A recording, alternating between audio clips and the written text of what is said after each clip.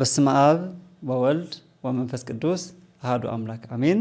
هذا أملاك بزخنا بآب بولد بمنفس قدوس سم عبا بزلهم محرات سلام فورني بزحلكم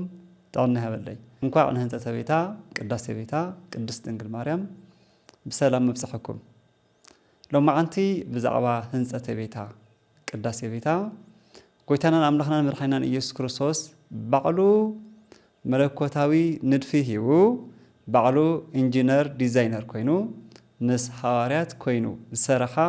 فلاميت ناي حديث كيدان بيت كريستيان بسم بطعامي أزيو زخوران زفكران قدس دنقل مريم كما خمسها نصان عينتات بيت كريستيانن زرزراتهم نباهم هنا بلينا እግዚአብሔር مساخم يكون مسانا صنحو أبسانا إسران حدن قويتانان مرحنان إيسوس كريستوس ملكوتاوي ندفي تنديفو بعلو ملكوتاوي انجينير كوينو هاوريا دما سراحتنيات كوينوم نمجمرتا غزي نفلما غزي اب حديث كيدان بيت كريستيان بسما سانصلو علتي ازي بتامر እግዚአብሔር بقدوس باولوسن قدوس بارناباسن سبكتا وانجيل ناي فيليبسيوس هزبي وما احزاب مسامنو اب حدحد اب ግለሰብ ዝግበር ዝነበረ ቁርባን ሚስጥራት ኩሉ ናብዚ ሕብረታዊ ዝኾነ ህንጻ ቤተ ክርስቲያን ከኣቱ ዝተፈለመሉ ዕለት እዩ ሰነ 21 እንብለው በዚ መሰረት ባርናባስን ቅዱስ ጳውሎስን ነቶም አህዛብ አሚኖም ካብ ቤተ ጣዖት ናብ ቤት አምላኽ ናብ ቤት እግዚአብሔር ዝቕየርሉ ከይዲ ኣብዛሕትሉ ግዜ ምስ ቅዱሳን ሐዋርያት ተስማዕምዖም ሱባኤ ሒዞም እግዚአብሔር ደሞ ቅዱስ ፈቃዱን ሰናይ ፈቃዱን ኮይኑ ሐዋርያት ከኩሉ ቦታ ሰብሲቡ አኪቡ ንሱ በዓሉ ካብ ሰማያት ወሪዱ በዓሉ መለኮታዊ ንድፊ ነድፉ ካብ ሰለስተ አእማን ሓንቲ ቤተ ክርስቲያን ዝተሃነጸሉ ዕለት ሰነ ማርያም ንብሎ ሰነ 21 ማለትና እዩ ስለዚ እዚ መለኮታዊ ተአምር እዩ ነበራ ይኹነን ሆሊውድ ዶክመንተሪ ፊልሙን አይኮነን ጎይታ ባዕሉ ካብ ሰለስተ አእማን ንሐዋርያት ኣብ ኢድ ሐዋርያት እና ለምለሙ ከም ስምዒ እና መኸኹ እናተኣዘዙ ሓደ ቤተ ክርስቲያን ተሰርሐሉ ኣብ ዓለም መድረኽ ዓለም አቀፋዊት ናይ ሓድስ ኪዳን ቤተ ክርስቲያን ካብ ናይ ውልቀ ሰባት ቤት ኣብ ውልቀ ሰባት ቤት እዩ ቁርባን ሚስጥራት ዝፍጸም ዝከናወን ነበር ኣብ ሓድስ ኪዳን ማለት እዩ ኣብዚ ሰነ 21 ኣብ ከባቢ 53 ዓመተ ምህረት ማለት እዩ ኣብ ፊልጵስዩስ መንደር ልክዕ መጽሐፈ ስንክሳር ኣብ ሃገረ ቂሳርያ ኣብ አውራጃ ኬልቄዶን ኣብ መንደር ፊልጵስዩስ ዓለም አቀፋዊት ዓለም ለኻዊ ዝኾነ ቤተ ክርስቲያን ተሃኒጻ ኢሉ ከም ዘቐምጦ በዚ መሰረት እዚ ተአምራዊ ቤተ ክርስቲያን እዚ ብጎይታና መርሐና ኢየሱስ ክርስቶስ መሪሕነት ስራሕ መካይድነት ዝተሃነጸ ኮይኑ ግን ንመን መዘከርታ ነዝዋዓለ እዩ ዝብል ድማ ንቅዱሳን ዘለና ክብርን ፍቅርን ክንወስኽ ጎይታ ድማ ናይ አምልኾ ስርዓት ከመይ ገይሩ ከም ዝነደፎን ከም ዘቐመጦን ቤተ ክህነት ስርዓተ ቤተ ክርስቲያን ከመይ ገይሩ ከም ዝተዋቐረን ዘርእየና እዩ ቅዱስ ጴጥሮስ ኣብ ሰነ 21 ኣብዚ ግዜ እዩ ሊቀ ጳጳሳት ተባሂሉ ዝተሾመ በዚ መሰረት ሰነ 21 ህንጸተ ቤታ ንብሎ ፍሉጥ እዩ እቲ ቤት ንሱ ናይ እግዚአብሔር ቤት እዩ ቅዱስ ዳዊት ናብ ቤት እግዚአብሔር ንኺድ ምስ በሉኒ ተሓጎስኩ ከም ዝበለ እቲ ቤት ናይ እግዚአብሔር ቤት እዩ እንተኾነ ግን ወላዲተ አምላክ ቅድስት ድንግል ማርያም ብእግዚአብሔር ክንደይና ከም ዝተኸበረት ክንደይና ከም ዝተፈቐረት ወልድ ድማ ንወላዲቱ ዘለዎ ዝለዓለ ፍቅርን ክብርን ከመይ ምዃኑ ዝገለጸሉ ዕለት እዩ ምንም እንኳ ቤተ ክርስቲያን ናይ እግዚአብሔር ቤተ እግዚአብሔር እንተኾነ መዘከርታነቱ ስያምኡ ግን ንቅዱሳን ይወሃብ እዩ እዚ ሓደ ዓብይ አስተምህሮ እንመሃረሉ ኣብ ህንጸተ ቤታ እዩ ህንጸተ ቤቱ ከመይ ማለትና እዚ እዚ ማለት ጎይታና አምላኽና መድኃኒና ኢየሱስ ክርስቶስ ኣብ ትንቢተ ኢሳይያስ ምዕራፍ 56 ከቁጥር 4-5 ሰንበታተይ ንዘኽበሩ ተዛዘይውን ንዝሓለው ዘሐጉሰኒ ነገር ኩሉ ዝመረጹ ኣብ ቤተይን ኣብ ቅጽረይን ዘይጠፍእ ናይ ዘለዓለም ስም ክህቦም እየ ካብ ወድን ካብ ጓልን ዝበለጸ መዘከርታ ስም ክህቦም እየ ኢሉ ቃል ኪዳን ከም ዝኣተወሎም ኩሉ ብቅዱሳን ስም ክስየም ከም ዝኽእል እንመሃረሉን ህንጸተ ቤታ እዩ። ምክንያቱ እዛ ናይ መጀመርታ ቤተ ክርስቲያን ብተኣምረ እግዚአብሔር ዝተመስረተት ብሕብረት ብፍቅሪ ሃዋርያት ዝተጀመረት ጎይታ ባዕሉ ነዳፊ ዲዛይነር ኮይኑ ተሰርሐት ኣብ ፊልጵስዩስ ከተማ ዝተመስረተት ናይ ሐዲስ ኪዳን ናይ መጀመርያ ቤተ ክርስቲያን ብስም ወላዲተ አምላክ ቅድስት ድንግል ማርያም ተሰሚዩ ነዝውን እዩ ብስም አደይ ቅድስት ድንግል ማርያም ስም ይኹነለይ ኢሉ እታ ተሰርሐት ቤተ ክርስቲያን ብድንግል ማርያም ስም ኮይና ማለት እዩ። ስለዚ ንሕና ንናይ እግዚአብሔር ቤተ ክርስቲያን ብቅዱሳን ስም ክንሰምኽ ከለና ዝተማሃርናዮ ዝረአናዮ ካብ ጎይታናን መድኃኒናን ኢየሱስ ክርስቶስ እዩ ማለት እዩ። ካብዚ እንታይ ኢና ንመሃር? እቲ ቤተ ክርስቲያን ናይ እግዚአብሔር ቤት እዩ ከም ዝፍለጥ ኮይኑ ግን ብመን ክስያም ይኽእል እዩ? መዘከርታ ንመን ክኸውን ይኽእል እዩ? ንቅዱሳን። ናይዚ መሰረት ናይዚ መጀመርታ ቅድስት ድንግል ማርያም እያ። ከምዚ ሓደ ደራሲ ጽቡቕ መጽሓፍ ጽሒፉ መዘከርታነቱ ንገለ ይኹነለይ ኢሉ ከም ዘቐምጥ ኩሉ ኣብ 53 ዓመተ ምህረት ከባቢ ዝተሰርሐት ቤተ ክርስቲያን ንሱ እውን ብኢድ አምላኽ ብተኣምረ እግዚአብሔር ዝተሰርሐ ቤተ ክርስቲያን ብስም ቅድስት ድንግል ማርያም እዩ። እዚ ህንጸተ ቤታ ኢልና ንጽውዖ ማለት እዩ። በዚ መሰረት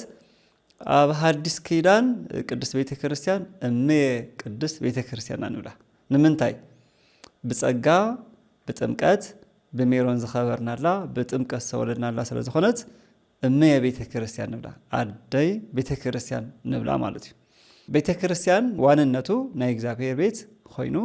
እነምልኸሉ እግዚአብሔር እነኽብረሉ ቤት እዩ። ኣብ ቤተ ክርስቲያን ከይድና እንቕበሎ ቅዱስ ስጉእ ክቡር ደሙ እንጥመቆ ማየ ገቦ እዩ። እንተኾነ ግን እቲ ቤተ ክርስቲያን ንሱ ብቅዱሳን ስም ክስመ እንተኽኢሉ ምንም ዘየደናግረና ብስሩ እውን እግዚአብሔራዊ ናይ እግዚአብሔር ፍቃድ ንፍጽም ዘለና ምዃኑ ዘርኤና ናይ ፊልጵስዩስ ቤተ ክርስቲያን ናይ መጀመርያ ቤተ ክርስቲያን ብስም ቅድስት ድንግል ማርያም ምዃኑ እዩ። እግዚአብሔር ክብሩ እና ፍቅሩ ዝግለጽ ብቅዱሳን እዩ ዝግለጽ። በዚ መሰረት ነታ ሽቶ ዘፍሰሰት ማርያም እንተ እፍረት ኳስ ቅዱስ ወንጌል ብዝተለዓለ ቁጽሪ ስማ ክላዓል እዩ ኢሉ ከም ዘቐመጠ ኩሉ ደሞም ዘፍሰሱ ህይወቶም ዝገበሩ ዝሃቡ ፈቃዶም ኩሎም ብፈቃድ አምላኽ ዝተክኡ ኣብዚ ዓለም እዚ ንትምኒት ስጋን ንኃጢአትን ምሳጋንንትን ዘሸነፉ ቅዱሳን ድማ ባቦኦም ስም ክጽውዑ ብኦም ድማ ዘይሓፍረሎምን ብኦም ዝኸብረሎምን ምዃኑ ንርዳሉ እዩ። ቅዱስ ጳውሎስ ኣብ ዕብራውያን ምዕራፍ 11:16 ከምዚ ይብል ብጣዕሚ ደስ ዝብል ነቶም ዝበለጸ ሰማያዊ ዓዲ ሰማያዊ ሃገር መንፈሳዊ ዓዲ መንፈሳዊ ሃገር ዝናፍቁ ቅዱሳን አምላኾም ተባሂሉ ክጽዋዕ ኣይሓፍረሎምን እዩ ይብል። አምላኾም ተባሂሉ። ስለዚህ እግዚአብሔር ቅዱስኑ ክብሩ ሓይሉ ተኣምራቱ ዝግለጽ ብቅዱሳን እዩ። ስለዚህ ቤቱ ቅጽሩ ድማ ብቅዱሳኑ ክስየም ብቅዱሳኑ ክጽዋዕ ድማ ፈቃዱ እዩ። እዚ ድማ ካብ ሰነ 21 ህንጸተ ቤታ ኢልና ተናይ መጀመርታ ቤተ ክርስቲያን ናይ ሐዲስ ኪዳን ቤተ ክርስቲያን እምየ ቅድስት ቤተ ክርስቲያን እንብላ እንመሃረሉ ሓደ ዓብይ ዓውዲ እዩ። በዚ መሰረት ኣይሓፍረሎምን እዩ አምላኾም ተባሂሉ። ኣባና አምላኽና ክበሃል ይፈቱ ዶ ይኸውን? ንዑ ዘሕጉስ ንዑ ዘስምር ህይወት ይነብረና ዶ ይኾን? ቅዱሳንማ ንፈቃዱ ፈቃዶም ገዲፎም ንፈቃዱ ዝነበሩ ንዑ ዘሕጉስ ዝመረጹ ሰንበታቱ ዘኽበሩ ትእዛዛቱ ዝሓለዉ ስለ ዝኾነ ቤቱ ብስሞም ክስመ ፈቂዱ። ዋላ እውን እንተኾነ እኳ ኣብ ዓድና ኣብ ካልእ ቦታታት እውን ዓዶም ዘጸውዑ ስሙያን ዝኾኑ ብሞዮኦም ብፍልጠቶም ብኽእለቶም ብጀግንነቶም እኮ ስያሜ ይወሃቦም እዩ ወዶ። ኣብነት ጎደና ማርታ ክንብል ጎደና ኢያሱ ክንብል ንኽእል ጎደና ስዩም መስፍን ክበሃል ይኽእል ይወሃቦም እዩ ወዶ። ሓወልቲ ሓየሎም ክበሃል ሓወልቲ ካልእ ነተባሃለ ስያሜ ይወሃቦም እዩ። ንምንታይ? ነታ ዓዲ ዘጸውዑ ነታ ዓዲ ዘኽበሩ ህይወቶምን ዕላማኦምን ንዓድን ንህዝብን ዝገበሩ ስለ ዝኾነ ክብርን ፍቅርን ይወሃቦም እዩ ልክዕ ከምዚ እግዚአብሔር ድማ ፈቃዱ ዝገበርሉ ንዕኡ ዝሰበኹ ንሕና ቅዱሳንን ኣምላኽ ቅዱሳንን ኣይተሓዋወሱናን ኣየደናግሩናን ንእግዚአብሔር ነቲ ቅዱስ ኣምላኽ ዝገልጹ ንዕኡ ዘምልኹ ኣሰረፍነቱ ዝተኸተሉ ንሕና ድማ ንዕኦም ክንመስል ንዓና ምሰሉ ንሕና ክርስቶስ ከም ንመስል ንዓና ምሰሉ ኢሎም ዝነግሩና በአማላድነቶምን በአርአያነቶምን እንምክሐሎም እግዚአብሔር ድማ አምላኽና ፈጣሪና ጸግኡ ክብሩ ፍቅሩ ንቅዱሳኑ ዝሃበ ንፍጥረቱ ዘካፈለ አምላኽ ፍቅሪ አምላኽ ብርሃን ምዃኑ ስለንፈልጥ ኣይንዳናገር ስለዚህ ቅዱሳን ንቅዱስ እግዚአብሔር ይቀልዕዎ የብርህዎ ይሰብክዎ ዜናኡ ይናገሩ ይሞትሉ ይጋደሉሉ እምበር ኣይጋርድዎን ኣይሸፍንዎን ነዚ መረዳእታና ድማ ነዚ ናይ ልማዓንቲ ሰነ 21 ህንፀተ ቤታ ቤተክርስቲያን ይተሃነጽ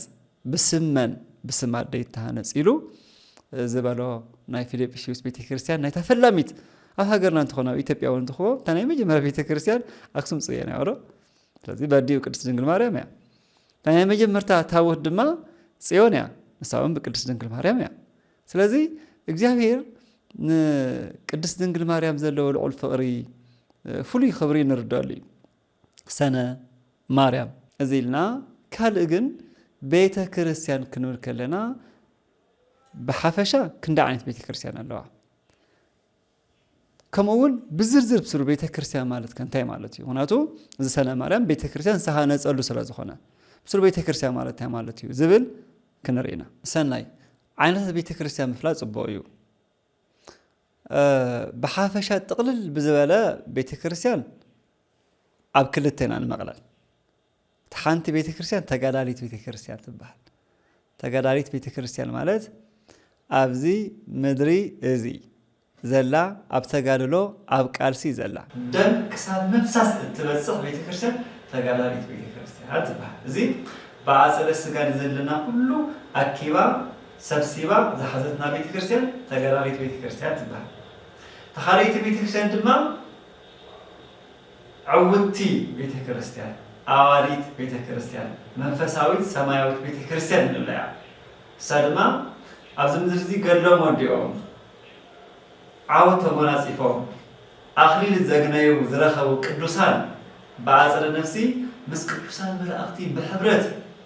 نايزل عالم مسكانا نايزل عالم عرفتي بزلوا خبري زي مسكنولان زي خبرولان بيت كريستيان سماويت منفساويت عودتي عشان نافيت بيت كريستيان تبعها تحاولت مسو بيت كريستيان كريستوس ناي بيت كريستيان رئيسي كنا نتكلمنا حضرتنا حادث رزقنا لازم احنا بيت كريستيان دي نقدر تعودتي بيت كريستيان دما ملائكتن كبسان صدق سماعتاتن زلوا بيت كريستيان سماويت منفساوي بيت كريستيان دما من انتنا دما تمالد تحجزنا تردنا بمنتاي بصلوت بامالدنا نمنتاي كما عودتن نأخليل خبري زبر عام تخول بحافشة بيت كريستيان كنتنا نخفافلن ولا نخفافلنا ينقل رأسنا كريستوسيو حضرتنا حاريو بيت كريستيان ياتبع بيت كريستيان زورسن حاريو لازم بيت كريستيان نقولنا أبزم درس تراي زلوا تراي زي كورس فسماويت بيت كريستيان من ناي كريستوس برهان نزار عالم زور هلا صحي زي بلا ناي كريستوس مع عذاب برهان زي فرار بلا زواتر زبر هلا قدوسان بدستا بحبرت بفقر خوينهم زمسكم بيت كريستيان عشان نافت بيت كريستيان هذا أبزخا تقراريت بيت كريستيان هذا زي بحافشة نا إذا تقراريت بيت كريستيان نفتات عواتيت نفتاش عشان نافت بيت كريستيان نفتاش سماويت هاجر إغزابير زمان بيت كريستيان كتبزها تبقى زلا زي بحافشة نا نتا عوتي بيت كريستيان صورتن بركتنا وليتن أي فرينا بزرزر جد بيت كريستيان نكلنا عمرنا تيد مثلا هنسا بيت كريستيان بسط رأي بنا يكون بيت كريستيان بزرزر نرأتنا تنايم جمرة بيت كريستيان زبار سبب نلاقي أكل نلاقي القدامى كورنثوس ما أعرفش نشتم وزري عسرت شعته سبنتكم نايجزهر بيت المقدس مخالو منفس قدس كان تحضر لا تفضل لهم يبان لازم تناي مجمع بيت كريستيان سبنتنا بمسترات خبره بقدس سبو بخور دموز خبره بيت كريستيان زبها سبنتنا بحسب ناو هنزا بيت كريستيان ناي ورف نجارات ناي حاجات نجارات كأتو كفتصوا بيت كريستيان يفضل أبسط النت نجاري يفضل نبيت كريستيان زلنا رديس كاب زي مفلات يسرد داري أنا تنايم جمرة بيت كريستيان كريستوس حضروا البيت كريستيان سبنت ناي باربعة بسمانة معتنا بقدس سقو بخبر دومس تحتنا بميرون زخبرة بيت كريستيان سبنت ناي لذي تنايم جمرة بيت سبنتنا مخالو كنفلت يكباي تخيل ما هنزا بيت كريستياني زي كم زلوا مع أنتي زرعنا يوم أو سنة مريم تا هنزا يعتسريها تأمر الزهر بسلسة أمني ما يسلسة النتو كبسلسة أمني حتى بيت كريستيان لما مسرح لما ما يسلسة حد النتن سلسة النتن زجاج زين بزي مسألة ناي بيت كريستيان مسراتي جماري إجزابي هنزا بيت كريستيان انتهي في السماء لا مسترات في السماء لا عمانا وتكراني ولا دمو زفسر لا كبلوس سجو كور دمو زفسر لا سجو زغرس لا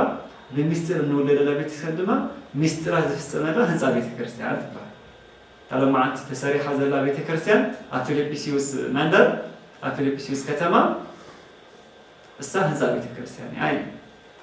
سلازي نحنا كاب هنزا بيت كريستيان كاب بيت كريستيان تسالينا وي أملخت غيرنا كنا تخلنا كاب بيت كريستيان الحنا ما تيخنا نمنتاي بعلنا ون بيت كريستيان سلازكنا ما تي أوكشنا كريستوس كنبر أبانا كملالس زفقر له فقد ناتنا بيت كريستيان نصف بخوم كله الثالثي بيت كريستيان زبهال حبرة كريستيان بيت كريستيان زبهال حبرة كريستيان أوانجيل ماتيس مرافس الشمتة كعصر شمتة كساب إسرا زلو حبرتنا حدنتنا بسلو بجريكون أكليسيا بيت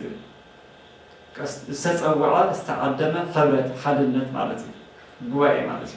زين ناي كريستيان حدنت ناي كريستيان حبرة بيت كريستيان يبقى نزوني حاوكا تبدلوا مع الدو بيت لكا كرايبكا مع الدو انت أبيكر ما نبيت كريستيان نجرد نتحبرت نتحدنا نتقوى نبرر ما تربي لازم حبرتنا حدنتنا طيب بيت كريستيان أبز حزي جزء بسرو ولك بيت كريستيان سببنا أنت يمثل حبرتنا أنت يمثل كنا كنا بتعمي سلاخة مالو جزينا زلنا لازم حبرتنا حاولنا كنفكره كنفتو خلنا بيت كريستيان هنسألنا مالتي كنسأل كلنا دم بيت كريستيان نفرس لنا مالتي ماتو حبرتي بيت كريستيان زبال بزح زي بيت كريستيان كلنا بقى زرعينا هنزا تراي سلازخنا هنزا تراي جن أي كونن حبرتنا ون بيت كريستيان تباهيلو يصوع إيو قويتا أزم سلسة حبرات بيت كريستيان لك على فيليبيسيوس خمس رأنايو نايها وريت حبرات فقري أمونغو أمزلو سواءين فقرن قويتا خاب سمايت كورد تأمراوي زخنا بيت كريستيان كهنس غيرو حزون أبوتاتنا زلو حبرات أواجل تامنا نزلو حبرات أنت ساتيمو እግዚአብሔር ማخرنا ኮይኑ ተአምሩ ፍቅሩ خبرو ዝገልጸሉ ኩነታት ክፍጠር ይኽእል እዩ በዚ መሰረት ለማ አንቲ አፍሪፒሲዮስ ቤተክርስቲያን ዝራናዮ ናይ ቤተክርስቲያን ሚስጥር እዩ አምልኾና ንርኢ አምልኾ ከመይ ከም ዝኾነ ሰነ 20 ህንጸተ ቤታ ተኻይዱ ሰነ 20 ሓደን ቅዳሴ ቤታ ይተኸቢሩ እዚ ተአምራዊ መለኮታዊ ተአምር ዝተኸናወነሉ እዩ ናይ እግዚአብሔር ቅዱስ ፈቃድ ዝተፈጸመሉ እዩ أو حنت معلت تسريحة باسم قدس دنجل مريم أو حنت معلت لما أملخو مالت إجزاهير مملكة مالت بيت كريستيان مالت نايس أولت بيت مخالو الصهم جن بعد سرقة تجيركم ما إلي يسوع كريستوس بيتي نايس أولت بيتي إلو صهم جن بعد سرقة تجيركم ما ناي وانجيلين يتات بيت جيركم ما إذا حاجة نريد لنا سلزي سبنتنا ون كاو كنت حبرتنا ون كابزي نسيهو نافته هنس أبي تكرسن كنا دما حضرتنا حدنتنا ريو قويتا أملخوتنا كسمرلنا قبلنا نتصنع يفاريخون ስለዚህ ቤተ ክርስቲያን ብመናፍቃና ኣሕዋትና ኮቸች እናተባሃለ ዝፍለጥኮ መዐንደሪ መዝለሊ እምበር እንነብዐሉ ጎይታ ንረኽበሉ ብቅዱሳን ንምሕፀነሉ ናይ ቅዱሳን ኣርኣያ እንኽተለሉ ኣይኮነን። ኣብ ናይ መናፍቃና ኣሕዋትና ቤት ቸርች ኢሎም ዘቐምጥዎ ግን ቤተ ክርስቲያን ከመይ ምዃኑ ጎይታ ብስርዓት ኣምልኾ ዘርአየሉ መዓልቲ ክብሪ ቤተ ክርስቲያን ዝተገለጸሉ መዓልቲ ሰነ 21 እዩ። ሰነ ጎልጎታ እውን እግር መንገዲ ሰነ ጎልጎታ እውን ንበይና ቅድስት ድንግል ማርያም ኣብ ጎልጎታ ኣብ ቀራንዮ ኸይዳ ንዓለም ሙሉእ ጸሎት ዝገበረትሉ ዝለመነትሉ ምሕረት ዝለመነትሉ እዩ። በዚ መሰረት ድማ ጎይታ ጸሎታ ከም ዝተቐበለ ዓለም ብስቕለትካ ብደምካ ዘድሓንካዮ ጎይታ ሕዚ እውን ፍጻመ ኣጸብቐሉ እናበለ ጸለየትሉ ጸሎት እዩ ሰነ ጎልጎታ እንብል። ሰነ ጎልጎታ ዝበሃል መጽሓፍ ጸሎት እውን ኣሎ። ብስፍሓት ኣብ ሰነ ጎልጎታ እንደግሞ ኢና ኣብ ሰነ ክኸውን ከሎ ስለዚ ቅድስት ድንግል ማርያም ኣዴና ናይ ጸሎት ኣዶ ምዃና እውን ሰነ ጎልጎታ ማለት ኣብ ጎልጎታ ኣብ ቀራንዮ ኸይዳ ጸለይቶ ጸሎት እውን እግር መንገድና ሰነ ማርያም ጥራይ ዘይኮነስ ሰነ ጎልጎታ እውን እንርዳእ እዩ። ቅድስት ድንግል ማርያም ናይ ጸሎት ቤት እያ፣ መዝገበ ጸሎት እያ። እግዚአብሔር ኣምላኽ ብህንጸተ ቤታ በረኸቱ ረድኤቱ ካብ ዘሕልና ኣብ ቤቱ ኣብ ቤታ ኣብ ሕቑፊ ድንግል ማርያም ጸሎታ ተዓቂፍና እንነብረሉ ሓድሽ ህይወት ክበና ሃገርና ሰላም ክገብረልና መራሕትና ልብን ልቦናን ጥበብ ምስዋዕልን ክዕድለልና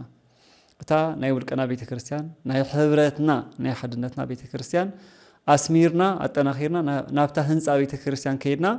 ክነምልኽ ናብቲ ሰናይ ፈቓድ ይኹን እምበር ህንፃ ጥራይ ሰሪሕኻ ቤተ ክርስቲያን ኣይበሃል። ናይ ኣውሮፓ ናይ ውጪ ዘሎ ብምሎም እቲ ህንፃ ኣሎ፣ እቶም ሰባት ግን የለውን። እቲ ህንፃ ንሙዚየም ንቤት ቲያትር ይውዕል ኣሎ። ስለዚ ሰብ ክህነፅ ዘለዎ መጀመርያ ሰብነቱ ክህነፅ ኣለዎ። ቀፂሉ ድማ ውልቀ ሰብነቱ ምሳሃነፀ ቤተ ክርስቲያኑ ምሳሃነፀ ቀፂሉ ድማ እቲ ሕብረት ክህነፅ ዘለዎ እቲ ሓድነት እቲ ፍቕሪ ክህነፅ ኣለዎ። እግዚአብሔር ጥበቡን ሞገሱን ከዕድለና ሰናይ ፈቃድ ይኹን። ከምዚ ነቐመታ ድማ ብሰናይ ብፍቕሪ ንህንፀተ ቤታ ንቅዳሴ ቤታ ካብፅሐና ናይ ቅድስት ድንግል ማርያም ጸሎት ኣማላድነት ናይ ቅዱሳን ኩሉ ረድኤት ናይ እግዚአብሔር ኣምላክ ቅዱስ ፈቃድ ኣይፈለየና። እግዚአብሔር ምሳኹም ይኹን። ወስብሐት ለእግዚአብሔር ወለወላዲቱ ድንግል ወለመስቀሉ ክቡር አሜን።